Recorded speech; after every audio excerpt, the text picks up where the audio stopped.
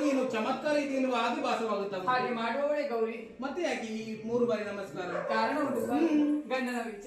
ಗಂಡನೊಂದಿಗೆ ಯಾವುದಾದರೂ ಒಂದು ವಿಚಾರವನ್ನು ಹೇಳುವುದಕ್ಕಿಂತ ಮೊದಲು ಹೆಂಗಡೆಯರು ಮಾಡುವಂತಹ ಉಪಾಯವನ್ನು ನಾನು ಕೂಡ ಪೀಠಿಕೆ.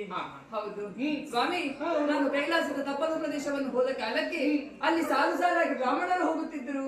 ಹೌದಾ? ಹೌದು. ಶುಭ ಕಾರ್ಯಕ್ರಮ ಇರಬಹುದು. ಖಂಡಿತ. ಅದೇ ಸರಿಯಾಗಿ ನೋಡಿದಂತಾದ್ರೆ ಒಬ್ಬರಲ್ಲ ಇಬ್ಬರಲ್ಲ ಸಾವಿರಾರು ಮಂದಿ ಹೋಗುತ್ತಾ ಇದ್ರು. ಹೆಂಡತಿ ಮಕ್ಕಳನ್ನೆಲ್ಲ ಕೂಡಿಕೊಂಡು ಇವರು ಎಲ್ಲಿಗೆ ಹೋಗುತ್ತಾರೆ ಎನ್ನುವ ಕುತೂಹಲದಿಂದ ಓರ್ವಾತ ಬ್ರಾಹ್ಮಣರನ್ನು ಕರೆದು ಕೇಳಿದೆ, ನೀವು ಎಲ್ಲಿಗೆ ಹೋಗುತ್ತಿದ್ದೀರಿ ಎನ್ನುವ ಹಾಗೆ.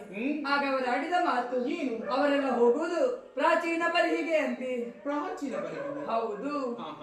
ಅಲ್ಲಿ ನಿಮ್ಮ ಮಾವ ನಿನ್ನ ಅಪ್ಪ ಅಂತ ಹೇಳಲಿಕ್ಕೆ ಏನು? ಹೆಂಡತಿ ಆದವಳು ಪ್ರಾರಂಭಿಸುವುದು ಗಂಡನಿಂದ ತಾನೆ. ಗಂಡನನ್ನು ಜೊತೆ ಸೇರಿಸಿಕೊಂಡು. ಹೌದು. ಹಾಗಾಗಿ ನಿಮ್ಮ ಮಾವ ಅರ್ಥಾತ್ ನನ್ನ ಅಪ್ಪ ದಕ್ಷ ಪ್ರಜಾಪತಿಗಳು ಒಂದು ಯಾಗವನ್ನು ಮಾಡುತ್ತಿದ್ದಾರಂತೆ. ಹೌದು. ಒಳ್ಳೆ ವಿಚಾರ. ಹೌದು.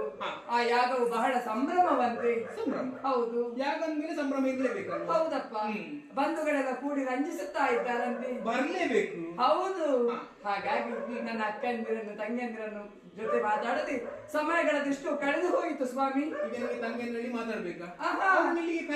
ಅಷ್ಟು ಮಾತ್ರ ಅಲ್ಲ, ಅಷ್ಟು ವಿಜೃಂಭಣೆಯಿಂದ ನಡುವಂತಹ ಯಾಗದ ಸೊಬಗನ್ನು ವೀಕ್ಷಿಸಬೇಕು.